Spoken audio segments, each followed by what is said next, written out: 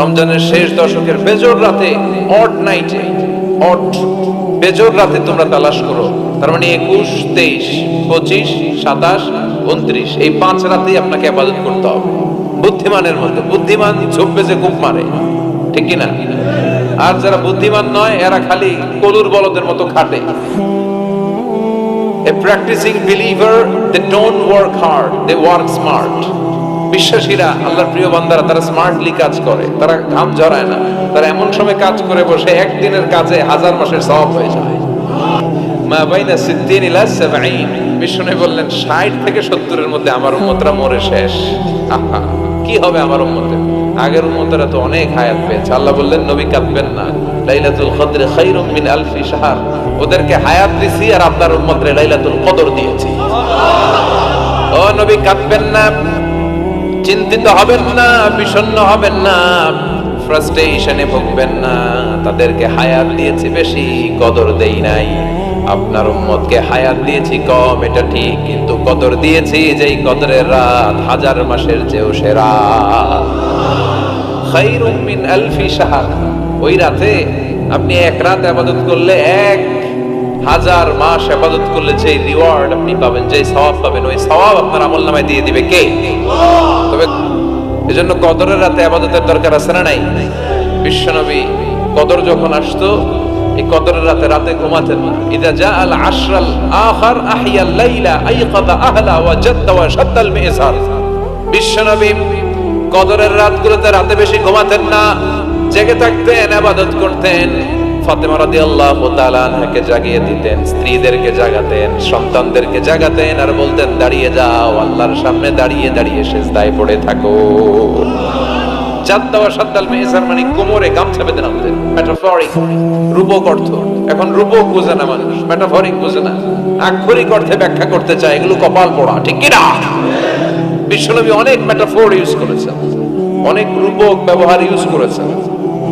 আমি যদি আপনারা বলি তুমি একটা বাঘের বাচ্চা, আপনি যদি বলেন হুজুর আমারে জানোয়ার বলে গালি দিলেন কেন?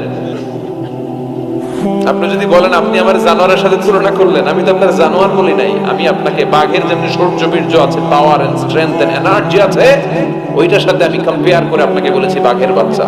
তার মানে আপনি জানোয়ার না, আপনি শক্তিশালী। চিল্লাই কর ঠিক কিনা? কপাল পোড়ায় গেল, বুঝতে চায় না। আল্লাহ তুমি হেদায়েত দাও। তার মানে কদরের রাতে বেশি বেশি ইবাদতের দরকার আছে না নাই? আমরা পেলাম 365 দিনের মধ্যে শ্রেষ্ঠ দিন। কথা বুঝে নাই বোধহয়? 365 রাতের মধ্যে শ্রেষ্ঠ রাত, 12 মাসের মধ্যে শ্রেষ্ঠ মাস, শাহরু রমাদান আল্লাযী উনজিলা ফীহি। তার মানে 365 দিনের মধ্যে আরাফার দিন সেরা, 365 রাতের মধ্যে কদরের রাত সেরা, 12 মাসের মধ্যে রমজান মাস সেরা। তাই বিশ্বনবী বললেন সপ্তাহের 7টা দিনের মধ্যে জুমার দিনটা হলো সেরা। কামা ফাদ্দালা জামানান আলা জামান। আল্লাহর সুন্নাত হচ্ছে আল্লাহ সময়ের উপর সময়কে প্রাধান্য দেন, দিনের উপর দিনকে প্রাধান্য দেন। সুবহানাল্লাহ পড়েন। তাহলে যে এই সূরাটা নিয়ে আমরা বসেছি, সূরাটার নাম সূরাতুল জুমআহ। বিশ্বনবী বলেন এটা শ্রেষ্ঠ দিন, সাইয়্যিদুল আইয়াম ফিল উসবু'। সপ্তাহের যে 7টা দিন আছে, এই 7টা দিনের মধ্যে শ্রেষ্ঠ দিন। সুবহানাল্লাহ পড়েন। এর কারণ কি? এতগুলো দিন থাকতে জুমার দিনের এত ফজিলত কেন? কারণ এই দিনে আল্লাহ তাআলা ফীহি খালাকাল্লাহু সাইয়্যিদানা আদম আলাইহিস সালাম। এই দিনে আল্লাহ তাআলা আদম আলাইহিস সালামকে তৈরি করেছেন। ফীহি আহবাতাল্লাহু তাআলা আদম মিনাল জান্নাহ ইলাল আরদ। এই দিনে আল্লাহ তাআলা সাইয়্যিদানা আদমকে জান্নাত থেকে দুনিয়ায় পাঠিয়েছেন। ফীহি তাকাব্বালাল্লাহু তাওবাতা আদম। এই জুমার দিনে আল্লাহ সাইয়্যিদানা আদম আলাইহিস সালামের তওবা কবুল করেছেন। ফীহি কুবিদা রূহু আদম। এই জুমার দিনে আল্লাহ তাআলা সাইয়্যিদানা আদম আলাইহিস সালামের রূহ কবজ করবেন।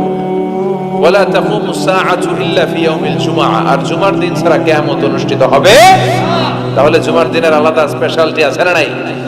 আবার বিশ্বনবী জুমার দিনকে লক্ষ্য করে বললেন আল জুমআতু ইলাল জুমআহ কাফারাতুন লিমা বাইনাহুমা।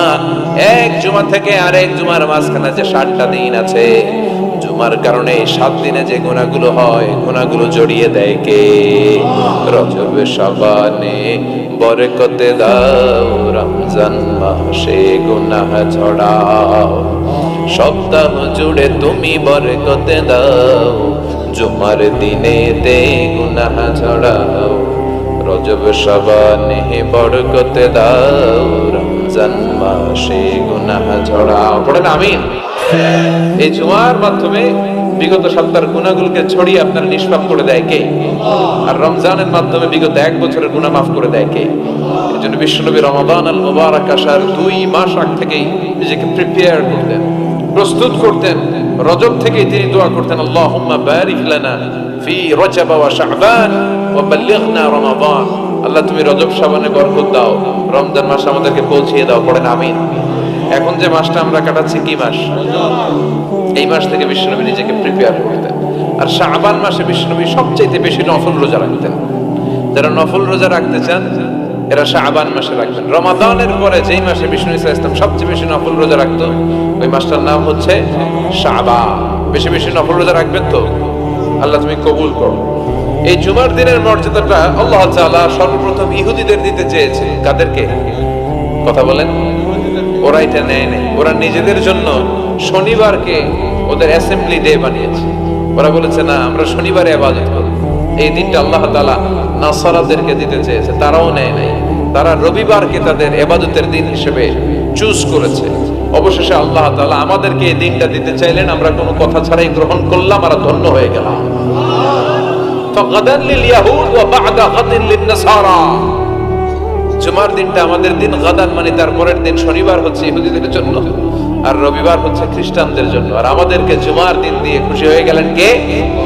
আবার বিষ্ণু বললেন, জুমার দিনটা এমন দিন, এই দিনে আল্লাহর পক্ষ থেকে বিশেষ ফেরেশতারা মসজিদের সবগুলো দরজার মধ্যে দাঁড়িয়ে যায় এবং জুমার নামাজের আগ দিয়ে খতিব সাহেব আসার আগ পর্যন্ত লিখতে বসে যায়।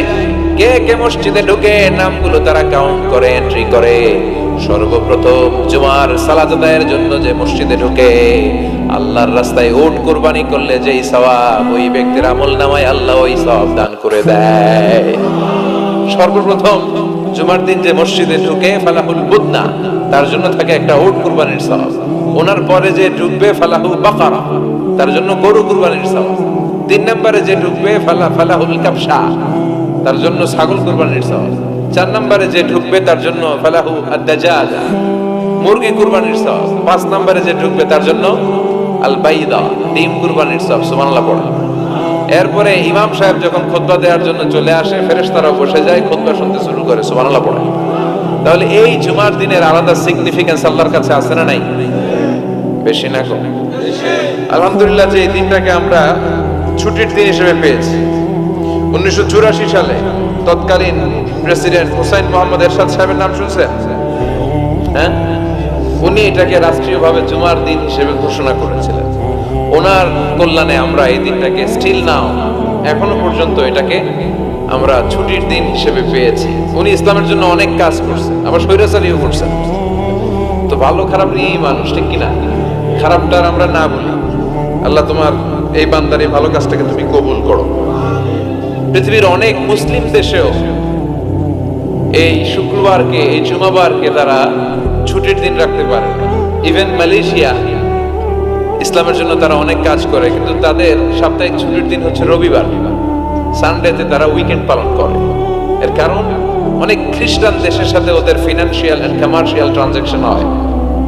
তো শুক্রবারে যদি এই কাজ করে, জুমার দিনে যদি এই কাজ করে, আর রবিবারে যদি তারা করতে না পারে, তাহলে একদিন তারা পিছিয়ে যায়। এই ফিনান্সিয়াল ট্রানজাকশনকে ঠিক রাখার জন্য রবিবারে মালয়েশিয়াতে ছুটির দিন হিসেবে ঘোষণা দিয়েছে। কিন্তু বাংলাদেশে সাপ্তাহিক ছুটির দিন কোনটা? খুশি না বেজার?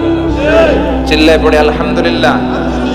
এজন্য রব্বুল আলামিন বলেন, ইয়া আইয়ুহাল্লাযীনা আমানু ইযা নুদিয়া লিস-সালাতি মিন ইয়াউমিল জুমআতি ফাসআউ ইলা যিকরিল্লাহি ওয়া যারুল বাই', যালিকুম খায়রুল লাকুম ইন কুনতুম তা'লামুন। সুবহানাল্লাহ পড়েন।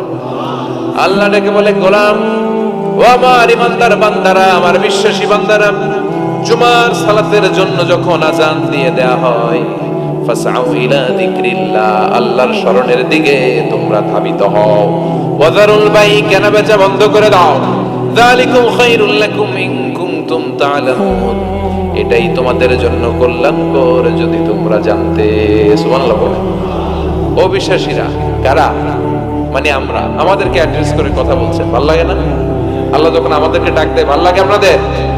আল্লাহ আমাদেরকে ডেকে বললেন, গোলাম, জুমার সালাতের যখন আজান হয় তখন তোমরা আল্লাহর জিকিরের দিকে ধাবিত হও। এই আজান দ্বারা উদ্দেশ্য হচ্ছে খুতবা দেওয়ার আগে যে আজানটা দেয়া হয়, বুঝতে পেরেছেন?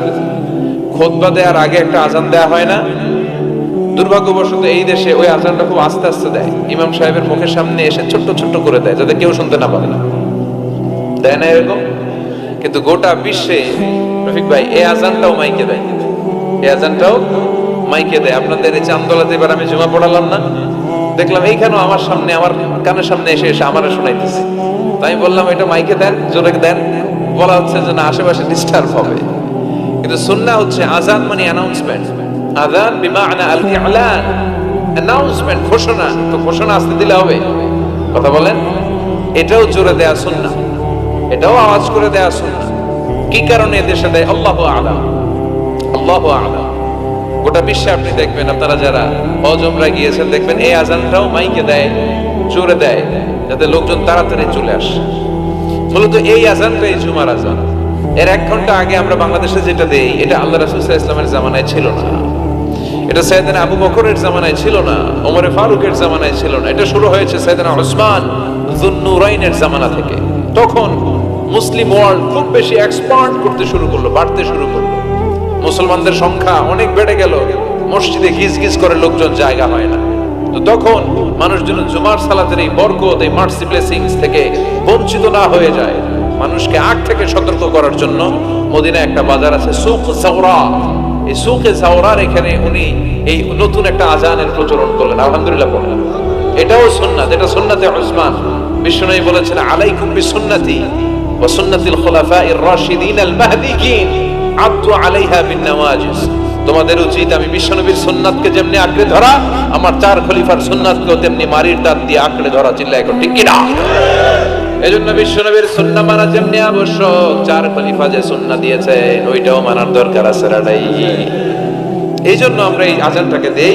কিন্তু এখানে নুদি আলি সালাতি মিন ইয়াউমিল জুমআ দ্বারা যে আজানের কথা বলা হয়েছে, এটা প্রথম আজান নয়, এটা হচ্ছে খুতবা দেওয়ার আগে যে আজান, ওই আজান। আল্লাহ বললেন ওই আজান যখন দেয়া হয় আর থাকতে পারবা না। প্রথম আজান দেয়া হয়েছে, দেরি হয়েছে, গোসলের পানি নাই, ব্যস্ততা, দেরি হয়েছে, সমস্যা নাই। কিন্তু দ্বিতীয় আজান যখন দেয়া হয় তখন আর ঘরে বসে থাকা যাবে। এজন্য আল্লাহ বললেন ফাসআউ ইলা যিকরিল্লাহ, আল্লাহর জিকিরের দিকে ধাবিত হও। ফাসআউ এর শাব্দিক অর্থ হচ্ছে দৌড়াও। ফাসআউ এর শাব্দিক অর্থ কি? আসলে এখানে দৌড়াও উদ্দেশ্য নয়, এখানে উদ্দেশ্য হচ্ছে আল ইহতিমাম, ইম্পর্টেন্স, গুরুত্ব দেয়া। কারণ বিশ্বনবী দৌড়ে দৌড়ে নামাজে যেতে নিষেধ করেছেন।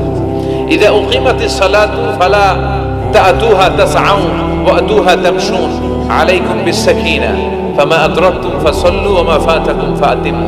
বিশ্বনবী বলেছেন, নামাজের জামাতের ইকামত যখন হয়ে যায়, খবরদার দৌড়ে দৌড়ে নামাজে যাওয়া যাবে, আস্তে আস্তে যাও, হেঁটে হেঁটে যাও। ফামা আদরাকতুম ফাসাল্লু, যতটুকু যে পাবে আদায় করবে, যেটা ছুটে যাবে দাঁড়িয়ে নিজে নিজে পড়বে। কবুল করে নেয়ার মালিক কে? নামাজের জামাত দিকে দৌড় দিবেন, কিভাবে যাবেন? আস্তে আস্তে। আপনি দৌড়ে দৌড়ে গেলে আপনার ব্রেথ ইন ব্রেথ আউট, হাঁপানির ব্যারাম হবে। নামাজে যদি আপনি হাঁপাতে থাকেন, এটা সুন্দর লাগবে? আপনি কার সামনে দাঁড়াচ্ছেন? সব রাজার বড় রাজা, মহারাজা, চিল্লা এখন ঠিক কিনা? তার সামনে দাঁড়িয়ে হাঁপানির ব্যারাম দেখানোর কোনো সুযোগ?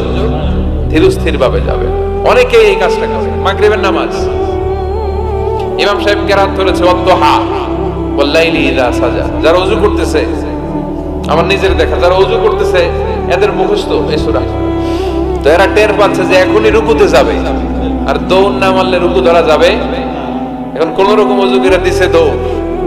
মসজিদে ছিল টাইলসের মসজিদ, উল্টায় পড়ছে, মুসল্লি একদিকে, লুঙ্গি আরেকদিকে। আছে না নাই? আমি নিজে দেখছি, আমাদের এলাকার এক খাদেম দৌড় মাইরা উল্টায় পড়া 3 মাস ওর পা ভাঙা অবস্থায় মসজিদে পড়েছিল। অধিকাংশ মসজিদ এখন টাইলসের। এজন্য বিশ্বনবীর দেয়া নিয়ম ভাঙলে বিপদ আছে না নাই? বিশ্বনবীর সুন্নাহ আছে যেখানে বারাকা আছে। এজন্য জামাত যদি শুরু হয়ে যায়, দৌড় দিবেন কারা কারা? হাত তোলেন। তুলবেন? তুলবেন? কেউ তুলবেন না? আচ্ছা, তার মানে জামাত শুরু হয়ে গেলে দৌড়ে দৌড়ে জামাতে যে শরীক হওয়া যাবে।